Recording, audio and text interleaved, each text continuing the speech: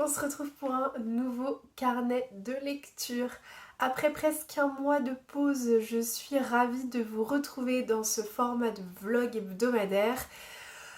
On est dimanche 8 janvier et donc je vous propose de démarrer une nouvelle semaine de carnet de lecture. On est dimanche après-midi, il est 15h, il fait un temps exécrable, il pleut en non-stop depuis ce matin. Je suis très frustrée parce que je voulais aller courir mais franchement il pleut beaucoup trop et j'ai pas envie d'être trempée donc j'irai courir une autre fois, tant pis. Je suis en train de boire mon café. Donc ne faites pas attention à la tasse qui sous-entend que je bois du thé. Non, non, c'est un café. J'en ai un petit peu besoin en ce dimanche après-midi. Et je vais partir tout à l'heure pour manger la galette des rois chez mes parents avec une de mes sœurs. Donc voilà, ça va être très sympa. En attendant, je voulais vous prendre rapidement en vidéo pour vous parler un peu lecture. Étant donné qu'il n'y a pas eu de carnet de lecture pendant presque un mois, je ne vais pas reprendre l'intégralité des lectures que j'ai faites pendant ce laps de temps-là. Ce serait un petit peu dommage, surtout que j'ai lu finalement pas mal de romances de Noël pendant ce mois de décembre. Et du coup, je vois pas trop l'intérêt de revenir sur ces lectures-là, étant donné que Noël est passé. Donc, si ça vous intéresse de voir un petit peu ce que j'ai lu, je vous recommande d'aller voir mon compte Instagram où vous aurez un peu le détail et vous pourrez regarder ce que j'ai pensé de ces romances de Noël notamment. Je voulais quand même vous parler d'une lecture que j'ai faite la semaine dernière pour reprendre un petit peu le fil de tout ça. Il s'agit du Diamant de Saint-Pétersbourg, écrit par Kate Furnivall. C'est un roman qui m'a été prêté par ma maman et quand elle me l'a prêté, j'avais qu'une hâte, c'était de tout laisser en plan pour pouvoir me plonger dans ce roman. Mais j'ai préféré attendre la saison hivernale pour vraiment savourer l'ambiance glaciale et froide de la Russie que l'on retrouve vraiment dans ce roman. Dans Le Diamant de Saint-Pétersbourg, on est en 1910, aux prémices de la révolution bolchevique. On fait la connaissance de Valentina Ivanova, qui est une jeune fille issue de la haute bourgeoisie de Saint-Pétersbourg. Elle est la fille de l'un des ministres du tsar Nicolas II. Et on découvre le roman avec une scène particulièrement marquante puisque la sœur de Valentina, Katia, se retrouve handicapée et vissée dans un fauteuil roulant suite à une attaque orchestrée par les révolutionnaires bolcheviques. Et donc suite à ça, Valentina décide que elle protégera sa sœur coûte que coûte et elle va se mettre en tête de faire des études d'infirmière pour pouvoir s'occuper de sa sœur jusqu'à la fin des temps en gros, hein. Et bien sûr, bon, vous l'aurez un petit peu deviné, ce n'est pas trop au goût de ses parents puisque ses parents refusent qu'elle s'abaisse à ce genre de métier et ses parents n'ont qu'une seule envie pour elle, ils n'ont qu'un seul avenir hein, pour elle, c'est qu'elle se trouve un bon parti pour se marier tout simplement. Donc ils vont l'exhiber un petit peu dans toute la société mondaine de Saint-Pétersbourg et lors de ces soirées mondaines, Valentina Ivanova, elle va croiser le chemin de Jens, qui est un jeune ingénieur danois. Elle va tomber sous son charme et donc c'est un petit peu l'histoire de Valentina et de Jens qu'on suit dans tout le roman. Bon, autant se le dire, le roman avait tout pour me plaire sur le papier. On est sur un roman social et historique qui se passe en plein cœur de la Russie impériale. On a des intrigues, on a des mystères, on a des personnages forts.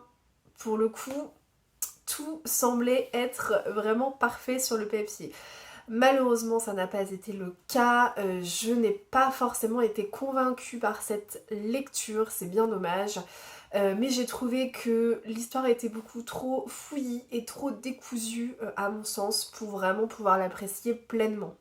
Pour vous donner quelques exemples, Valentina, elle jure qu'elle va protéger sa sœur jusqu'à la fin des temps, qu'elle va s'occuper d'elle, elle ne la quittera jamais. Bon, finalement, sa sœur, elle est vite reléguée au second plan quand elle rencontre le fameux Jens, donc l'ingénieur danois. Alors certes, elle va tout mettre en œuvre pour pouvoir faire ces fameuses études d'infirmière dont je vous parlais à l'instant, mais ça n'empêche que Katia, elle est vite reléguée au second plan et on va vite se rendre compte que sa promesse, c'est un peu une promesse en l'air et voilà. Il y a pas mal de choses comme ça qui m'ont un peu dérangée. L'autrice, elle prend certaines intrigues, elle tire un peu le fil de l'intrigue, et puis elle s'arrête en plein milieu et elle ne continue pas. Et en fait, c'est un petit peu ça que je trouve dommage dans ce livre. Autre chose, Valentina, elle finit par avoir une relation un petit peu... alors je vous spoil un peu là, donc si vous ne voulez pas être spoilé, passez un petit peu, enfin passez ce passage. Mais Valentina, elle va avoir une relation un peu particulière avec Victor Harkin, qui est l'un des révolutionnaires bolcheviques principaux de ce roman. Et j'ai pas compris pourquoi est-ce que l'autrice était allée dans ce chemin-là. Je trouve que ça n'apportait rien au roman, et j'ai pas très bien compris cette relation bizarre qu'ils ont tous les deux. Bon, voilà, c'est des choses qui m'ont semblé un peu décousues, un peu invraisemblables, et ça m'a vraiment perturbée pour pouvoir donner toute la crédibilité que le roman aurait dû recevoir à mon sens. Voilà. J'ai pas trouvé que c'était vraiment crédible. Parfois, certaines scènes m'ont fait lever les yeux au ciel. Je me disais, mais pourquoi? On ne sait pas, je ne sais pas pourquoi. Et voilà, j'ai regretté certains choix que l'autrice avait pu prendre. C'est dommage. Malgré ça, il y a quand même des personnages très forts, très charismatiques, comme je vous le disais. J'ai beaucoup apprécié le personnage de Jens, qui est donc un ingénieur danois, qui n'a pas forcément de grande fortune, mais qui est quelqu'un de très intelligent, qui est quelqu'un de très passionné par ce qu'il fait. Et c'est quelqu'un qu'on apprécie en fait suivre tout au long des pages du roman. Le couple qu'il forme avec Valentina est un couple sincère, avec un amour vraiment pur, un amour très très beau. Valentina, de son côté, est une héroïne très forte, très charismatique, très... Enfin, on sent que c'est elle qui tient le roman hein, du début à la fin, et c'est vraiment appréciable de voir ce genre de personnage dans des romans sociaux, dans des romans historiques comme celui-ci. Après, ça n'a pas... ces personnages-là ne m'ont pas permis en tout cas de passer outre le fait que l'histoire soit vraiment trop décousue et trop fouillie, et le roman ne m'aura pas convaincue malgré tout. Après, si vous aimez vraiment ce genre de romans, si les romans sociaux, les romans historiques, ce sont des romans qui vous plaisent, si vous n'êtes pas rebuté par la romance, parce qu'il y en a quand même un petit peu dans ce roman-là, faut être prévenu, je vous conseille quand même de vous faire votre propre avis. Je suis allée voir sur Babelio, je me suis aperçue qu'il y avait énormément d'excellents avis sur ce roman-là. Le livre est très très bien noté, hein. Je crois qu'on est aux alentours de 4,1, quelque chose comme ça, sur 5, donc c'est juste énorme sur Babelio. Les livres qui sont au-dessus 4, en règle générale, c'est des très très bonnes lectures, hein. C'est des romans qui sont des coups de cœur pour les lecteurs, donc... Je ne doute pas un seul instant que ce livre a trouvé son lectorat, et je suis sûre que parmi certains d'entre vous, c'est un livre que vous avez adoré ou que vous adorerez si vous décidez de le lire. Donc si vraiment il vous tente, je vous conseille de vous faire votre propre avis. Lisez-le, et surtout venez m'en parler après, qu'on puisse en discuter ensemble. Ce sera avec plaisir que j'échangerai mon point de vue avec le vôtre. C'était donc ma lecture de la semaine dernière, donc je l'ai terminée vendredi soir, je crois, quelque chose comme ça. J'ai donc entamé une autre lecture, mais qui est sur ma liseuse. Ma petite Kobo, j'ai une Kobo mini, je pense que je vous l'ai jamais montrée par ici, parce que franchement ça fait une éternité que je n'en étais pas servie. Je suis pas une très très grande fan à la base des liseuses. Je trouve que c'est sympa de pouvoir l'utiliser, notamment quand on part en vacances et quand on ne peut pas trop emmener de romans, c'est toujours intéressant. Mais c'est vrai que moi je m'en sers assez peu, vraiment. Ça faisait, je pense, plus d'un an que je n'avais pas ouvert la liseuse et que je m'en étais pas servie. Mais là, en l'occurrence, j'ai une des lectures du Grand Prix des lectrices L qui est faite sur liseuse, et donc c'était l'occasion de la ressortir. On nous a proposé hein, de recevoir le roman en papier ou en version numérique, étant donné que moi j'ai une liseuse et que je sais très bien que c'est compliqué en ce moment en termes d'approvisionnement de papier et compagnie. Bon, j'ai accepté de le recevoir sur liseuse, ça me dérange pas trop. Donc là, j'en suis à 36% lu. Le titre du livre s'appelle Un enfant sans histoire. C'est écrit par Minh Tran Huy. Je vous remettrai les infos là parce que de toute façon vous n'allez pas voir grand chose. Et c'est un livre de non-fiction, pardon, c'est un documentaire. C'est un documentaire sur l'autisme, notamment. Enfin, notamment, non, c'est un documentaire sur l'autisme, point. Et écoutez, pour l'instant, j'en suis à 36% lu. Le roman fait 175 pages, donc c'est très court. Et, enfin, le livre fait 175 pages, c'est très court. Et franchement, pour le moment, j'aime beaucoup. Je suis totalement immergée dans cette maladie que je connais un petit peu, puisque l'un de mes cousins est autiste, donc je sais un petit peu ce que c'est. Et c'est vraiment prenant. Ça prend un peu à la gorge, cette histoire-là. C'est une histoire vraie, bien sûr, puisque c'est un documentaire. Et je viendrai vous en reparler un peu plus tard, quand j'aurai un peu plus avancé dans ma lecture. Mais c'est vrai que c'est pour l'instant une très très belle découverte. Je voulais en profiter également pour vous dire où j'en étais un petit peu dans le Grand Prix des lectrices L, parce que on m'a posé la question sur Instagram. Alors, où est-ce qu'on en est? Donc moi, comme je vous l'avais dit lors de mon dernier carnet de lecture, il fallait que je termine absolument mes lectures pour mon mois de juillet, qui est le mois de janvier. Donc c'est désormais chose faite, hein. J'ai pu lire les 7 livres que j'avais reçus, que je vous avais montrés en carnet de lecture. J'ai pu les chroniquer, j'ai pu les noter, j'ai tout envoyé au Grand Prix des lectrices L le 23 décembre, enfin avant le 23 décembre, puisque c'était la deadline. Et maintenant, je dois rattraper un petit peu le retard que j'ai pris sur les relectures des autres mois, qui ne sont pas mes mois de jury à moi, hein, pour le coup. Donc j'ai les lectures en cours pour le mois de novembre que je suis en train de faire. Là, Un enfant sans histoire, c'est d'ailleurs un des livres pour le mois de novembre. Et j'ai également les relectures du mois de décembre que je dois faire. Et donc je dois tout terminer de lire avant le 24 février de mémoire. Ça va être fait, voilà, ne vous inquiétez pas pour ça. Donc j'ai au total 6 livres à lire, 5 et demi, puisque je suis déjà un petit peu lancée dans Un enfant sans histoire. Et après, je pense que j'aurai un peu une pause avant de continuer. Donc je vais pouvoir lire au fur et à mesure, et je vais pouvoir vous parler de mes lectures au fur et à mesure des carnets de lecture, puisque les publications ont été faites sur le magazine Elle, donc vous avez déjà les 3 finalistes pour chaque mois là, qui sont déjà parus, donc pour le mois de novembre et pour le mois de décembre. Donc je vais pouvoir vous en parler un petit peu. Ça n'empêche que j'ai déjà bien prévu de vous faire une vidéo récap de toutes les lectures de mon jury du mois de janvier, que je publierai quand le Grand Prix des lectrices Elle aura publié sur le magazine, pour vous donner les finalistes bien sûr. Et je prévoirai également différentes vidéos, hein, pour le mois de novembre et décembre, quand j'aurai fini de lire tous les livres que je dois lire. Voilà. Bref, j'espère que c'était assez clair, parce que j'ai l'impression de m'être un petit peu perdue dans les explications là. Mais bon, écoutez. C'est vrai que finalement, le Grand Prix des lectrices, elle, c'est une super aventure, mais c'est pas facile à expliquer sur les réseaux et tout. Enfin, ou même dans la vie quotidienne, quand on nous demande en quoi ça consiste et comment ça fonctionne, le Grand Prix des lectrices, elle, à chaque fois c'est un peu... faut sortir les rames, parce que les gens nous regardent avec des yeux comme des soucoupes. Enfin, mais qu'est-ce qu'elle raconte? Donc voilà. Bref, si ce n'est pas clair, n'hésitez pas à me le dire en commentaire, j'essaierai de vous réexpliquer tout ça. Sinon, je vous conseille d'aller voir la vidéo sur le premier épisode du Grand Prix des lectrices L, où je reprenais un petit peu tout le fonctionnement pour que ce soit un petit peu plus clair pour vous. Bref, sur ce, je vais arrêter de blablater, je vais vous laisser là, et puis je vous reprends plus tard.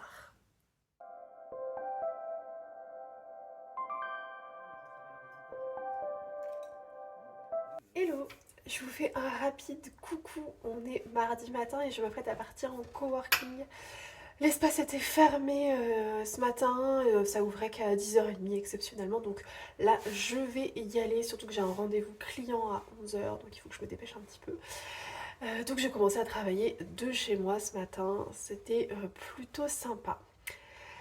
Côté lecture, où est-ce que j'en suis? Eh bien écoutez, j'en suis toujours au même point, je n'ai pas avancé. En fait, je galère un peu là depuis le début de l'année à lire. J'espère que je ne suis pas en phase d'être en panne de lecture, parce que ça risque d'être compliqué pour la suite. Donc j'y suis toujours plongée dans Un enfant sans histoire de... J'ai mangé le nom de l'auteur, de l'autrice même, parce que je crois que c'est une femme. J'aime beaucoup cette lecture, je trouve que c'est vraiment très enrichissant, très intéressant. Mais c'est vrai que voilà, en ce moment j'ai pas forcément très envie de lire, donc j'y vais doucement et je retourne pas à ma lecture avec énormément d'enthousiasme. Donc Donc bon, ça n'a rien à voir avec le livre parce que pour le coup il est vraiment bien, mais c'est vrai que c'est un petit peu frustrant. Sinon, côté lecture audio, j'avais commencé le jardin des mensonges ou un jardin de mensonges de Suzanne Fletcher. Et c'est pareil, j'ai écouté, je sais pas, peut-être 20 minutes, 25 minutes, et j'ai pas repris mon écoute audio depuis. Donc bon, c'est un petit peu fastidieux en ce moment, vous l'aurez compris. Je croise les doigts pour que ça s'arrête rapidement et que j'arrive à trouver un livre qui me fasse complètement sortir de cette ouais, phase de frustration un peu bizarre là. Et voilà. Écoutez, je vous tiens au courant, on se retrouve très vite et je vous dis à plus tard.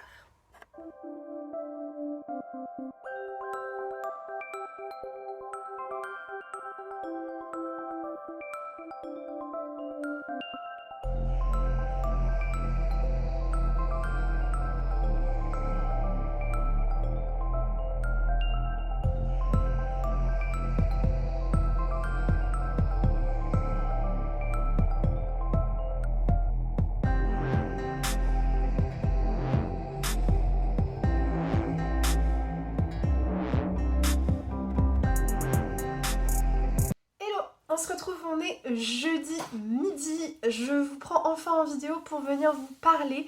Je vous ai quitté mardi en vous disant que j'étais à deux doigts de la panne de lecture. Je sentais le truc arriver. Et donc j'ai décidé de ne pas me laisser abattre, de ne pas laisser s'installer cette période de panne de lecture. Mardi midi, ce n'était pas prévu du tout, mais je suis allée faire un tour en librairie et je suis tombée sur un livre que je vois passer, enfin que j'ai vu passer. Non, je ne l'ai pas vu trop passer sur les réseaux en vrai. Mais c'est un livre qui me fait de l'œil depuis longtemps et j'avais très envie de le lire, donc je me suis laissée tenter et je me suis dit que j'allais directement le commencer, comme ça me permettra peut-être de passer outre cette panne de lecture que je sentais arriver.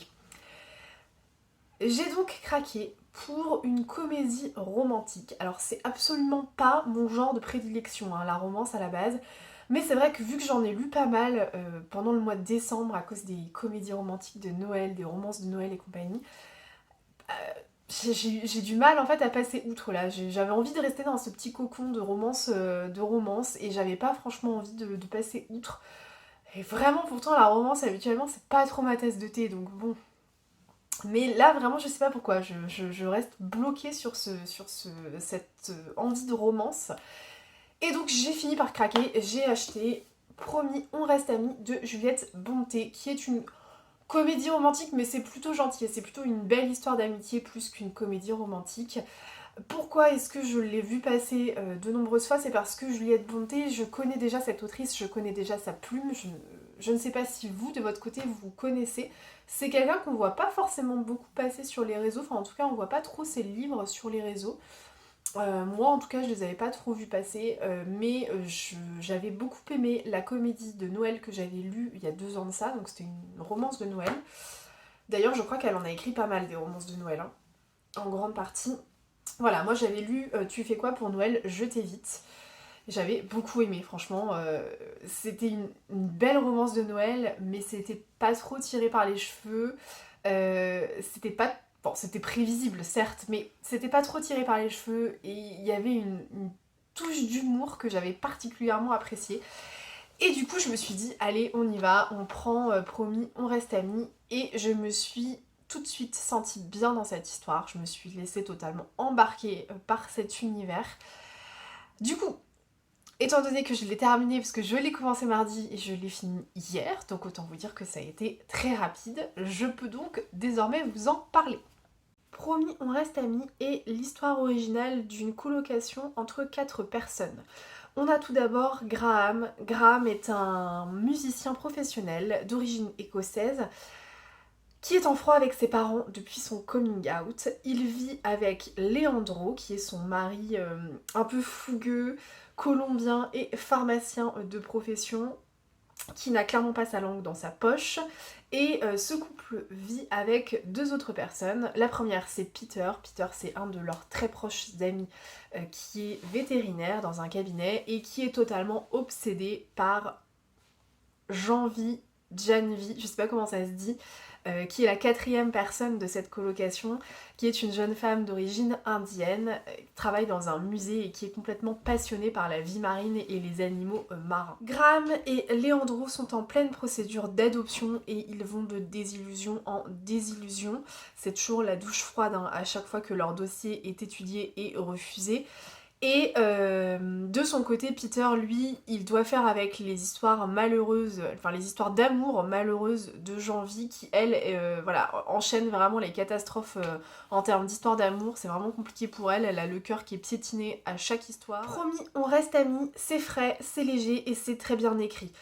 J'ai retrouvé la plume si singulière et si atypique de Juliette Bonté. J'ai retrouvé ce petit côté pince sans rire qui m'avait tant plu dans Tu fais quoi pour Noël, je t'évite. Ce roman, il se lit à une vitesse qui est assez incroyable. On le dévore vraiment ce livre et Juliette Bonté, elle est très douée pour nous faire languir et pour nous donner envie de savoir ce que ces personnages vont devenir. Les personnages de ce roman sont hauts en couleur et c'est clairement la force de ce roman. On a vraiment envie d'un vrai happy ending pour eux, ils sont terriblement attachants, leur originalité et leur caractère les rendent totalement uniques et vraiment on veut savoir ce qui va se passer pour eux. Si vous cherchez une histoire sympathique, une belle histoire d'amitié avec une petite touche de romantisme quand même, mais pas trop, c'est très bien, c'est juste dosé. N'hésitez plus, vous avez trouvé ce que vous cherchez, vous allez clairement le dévorer, faites-moi confiance. Tout ça pour vous dire que ma stratégie a fonctionné, ça m'a clairement fait reprendre un nouveau souffle et ça m'a fait redémarrer mes lectures en cours. Donc pour rappel, j'étais plongée dans Un enfant sans histoire écrit par Minh Tran Huy, qui est une lecture pour le Grand Prix des lectrices L pour le mois de novembre. Donc je suis un petit peu en retard hein, parce que j'ai dû lire toute la sélection de mon mois de jury qui était le mois de janvier, donc c'est pour ça que j'en suis encore au livre du mois de novembre. Ce roman, pour vous expliquer un peu de quoi il s'agit, c'est un documentaire et c'est un peu l'histoire de Minh Tran Huy et de son fils Paul. Et dans ce livre, elle fait le parallèle entre Temple Grandin, je sais pas comment ça se prononce, c'est une femme américaine, donc j'imagine que ça se prononce pas à la française, mais enfin bon, on va l'appeler comme ça. Temple Grandin, qui est âgée de 75 ans à l'heure où je vous parle, et qui est assez célèbre puisque c'est une professeure de zootechnie et de sciences animales, qui a été diagnostiquée autiste quand elle était enfant, enfin entre guillemets jeune adolescente je pense. Elle fait le parallèle entre cette femme, Temple Grandin, qui a excessivement bien réussi sa vie, hein, qui a qui a même dépassé les attentes, hein, puisque elle a été diagnostiquée autiste. Alors je pense, je ne suis pas sûre qu'elle le cite de but en blanc comme ça, qu'elle l'ait écrit noir sur blanc dans le roman, mais il me semble qu'elle est diagnostiquée autiste Asperger. Donc voilà, c'est une forme d'autiste, et elle fait le parallèle entre cette femme et son fils Paul, qui a été diagnostiqué quand il était bébé, hein, qui a été diagnostiqué autiste aussi quand il était bébé.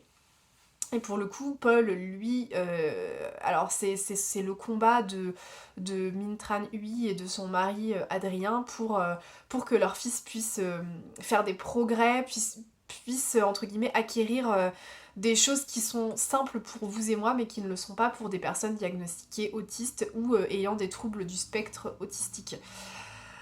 Typiquement, le combat de Minh Tran Huy dans tout le livre, c'est que son fils acquiert la parole, et c'est une chose qu'il n'arrivera pas à faire, enfin en tout cas, à la fin du livre, il n'a pas réussi à le faire, et à la fin du livre, je crois qu'il a 6 ans. Donc c'est un roman, enfin c'est un roman, non pardon, encore une fois c'est un documentaire, c'est une histoire vraie ce que raconte Minh Tran Huy.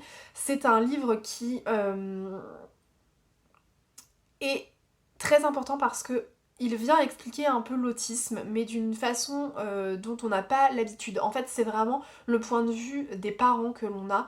Et je pense que c'est un livre qui va faire du bien parce que c'est compliqué, je pense, pour des parents. Enfin, encore une fois, je vous dis je pense parce que je n'en sais rien, mais je pense que c'est très compliqué pour des parents de vivre avec un enfant qui a un trouble du spectre autistique.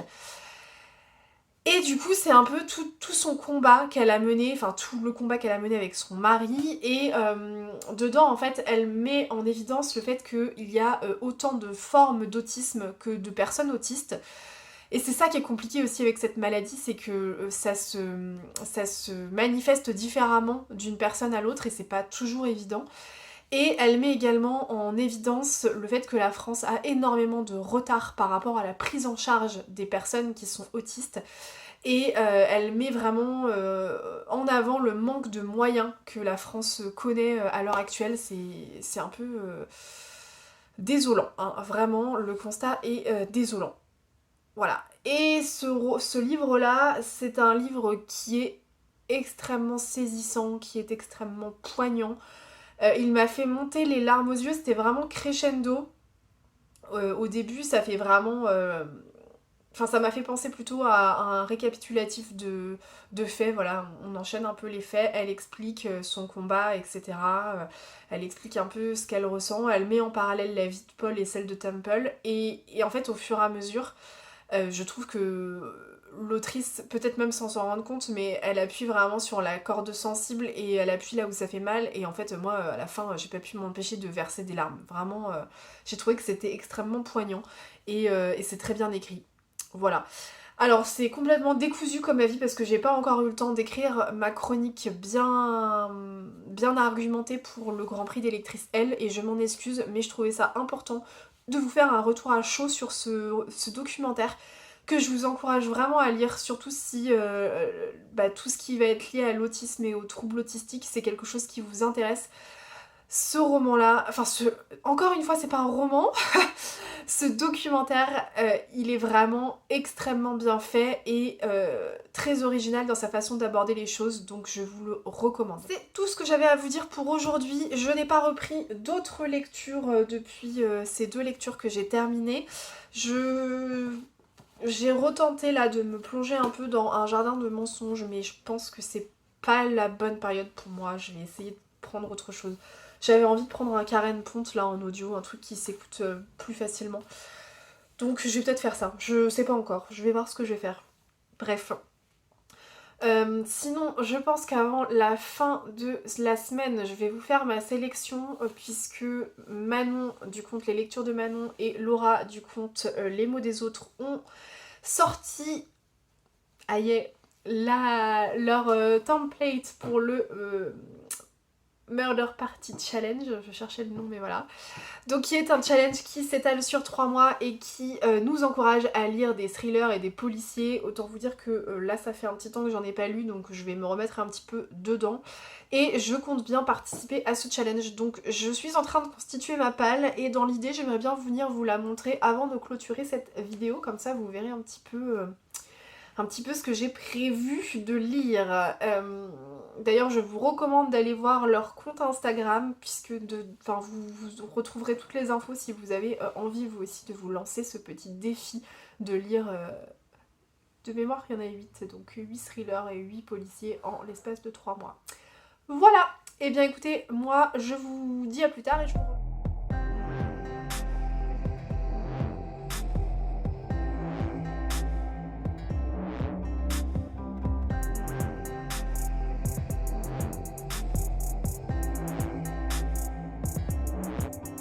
On se retrouve, on est dimanche matin et je viens clôturer ce carnet de lecture. Avant de le clôturer, je viens vous présenter ma palle pour le Murder Party Challenge. Comme je vous le disais, j'ai bien envie de me challenger un peu et de faire sortir quelques thrillers et policiers de ma palle. Donc ce challenge tombe à pic. Si vous souhaitez avoir un peu les modalités du challenge, je vous recommande encore une fois d'aller sur les comptes Instagram de Laura et de Manon, puisque ce sont les 2 organisatrices de ce challenge. Et vous y retrouverez tous les templates, toutes les informations sur le challenge, les dates, etc. Pour information, le challenge démarre à partir du 20 janvier, donc là on est le 15, donc dans 5 jours. Ah ouais, quand même déjà. et il s'étale sur 3 mois, donc c'est un challenge plutôt abordable dans le sens où vous allez voir, hein, il y a 8 catégories que je vais vous présenter et en fait vous avez 8 livres à lire en 3 mois, donc ça reste quand même abordable même si vous n'avez pas un rythme de lecture très soutenu. Je prends mon café, ma petite liste et je vous présente tout ça. Du coup, première catégorie, il s'agit de Profilage, un livre dont le nom de l'auteur commence par un S et pour cela j'ai choisi, sans grande surprise je pense, un Cédric Cyr. En l'occurrence j'ai choisi Vindicta puisque c'est tout simplement le seul que j'ai dans ma palle, même s'il y en a beaucoup d'autres qui me font envie de l'auteur. C'est le seul que j'ai acheté, je me suis dit que j'allais déjà commencer par celui-là, pardon, voir si sa plume me plaît et si c'est le cas, j'achèterai les autres qui me tentent. Il y avait notamment La Saignée qui me tentait bien et Mort en tête je crois, quelque chose comme ça, qui me tentait pas mal.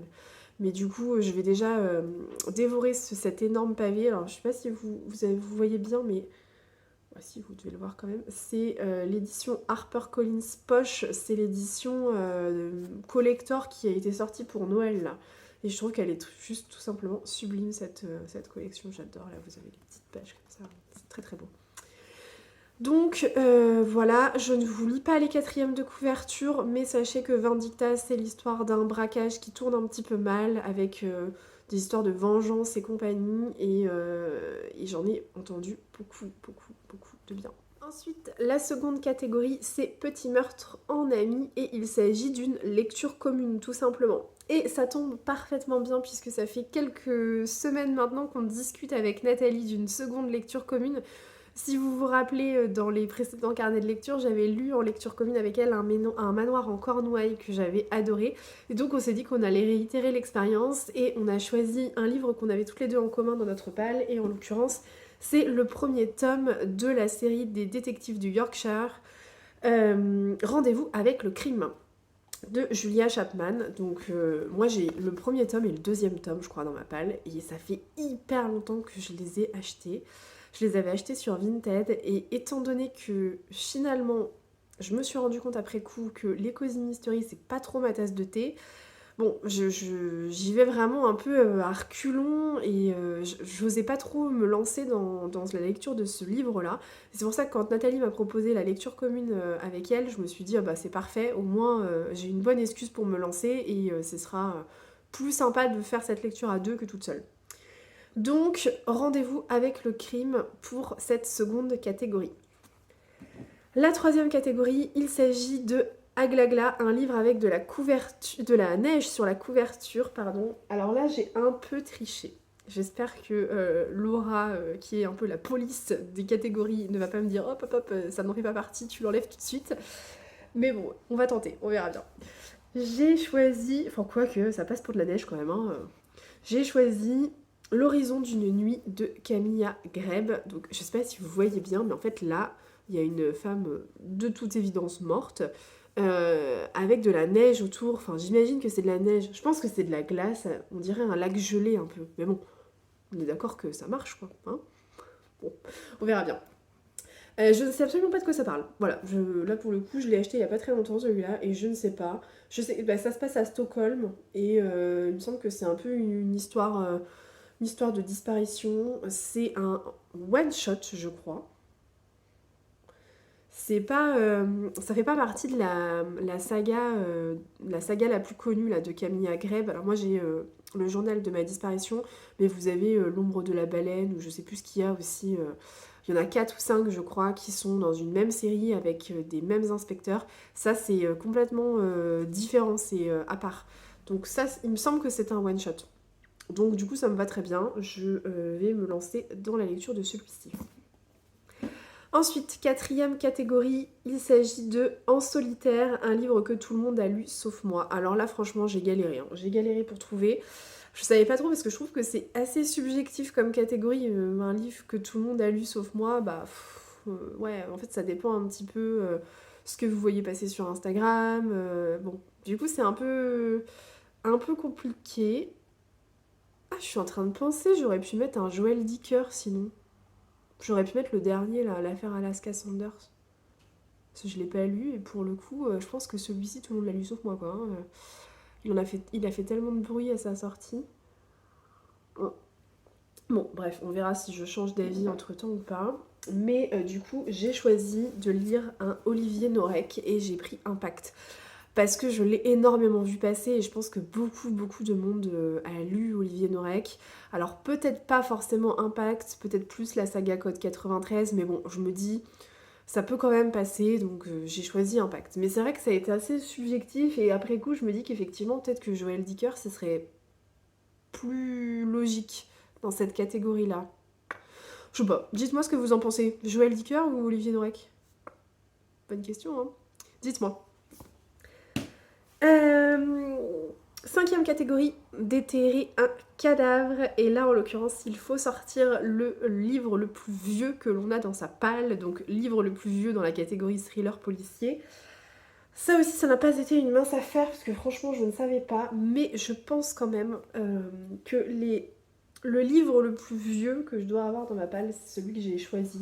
C'est Piège nuptial de Douglas Kennedy. C'est un tout petit livre. Ça se passe dans le bush australien. Et c'est une histoire autour des aborigènes et compagnie. Donc, bon, j'avoue que c'est pas la meilleure saison, je pense, pour le lire. Mais je me dis, bon, après tout, pourquoi pas. Ça fait tellement longtemps qu'il traîne dans ma palle que c'est le moment où j'avais de le sortir. Il fait 250 pages. Je me dis qu'à tout moment, je peux le caser assez facilement entre deux grosses lectures. Voilà. Donc, un petit Douglas Kennedy, je me dis que ça va être très très bien. J'ai hésité parce que j'avais aussi dans ma palle le premier tome de la saga. Comment ça s'appelle là, hein, le truc suédois que tout le monde. Bah, c'est celui-là aussi, j'aurais pu le mettre dans la catégorie d'avant là. Livre que tout le monde a lu. Millennium, voilà, la saga Millennium. Donc j'ai le premier tome de la saga Millennium qui traîne dans ma palle, mais depuis plus 10 ans au moins, je pense. Et je l'ai jamais lu. Mais en fait, je sais pas pourquoi, je suis complètement rebutée à l'idée de le lire. Donc j'hésite vraiment à le mettre enfin, à le mettre en vente ou à le donner parce que je suis pas sûre de le lire finalement. Donc du coup, c'est pour ça que j'ai pas choisi celui-là et que je me suis plutôt penchée sur Piège nuptial de Douglas Kennedy.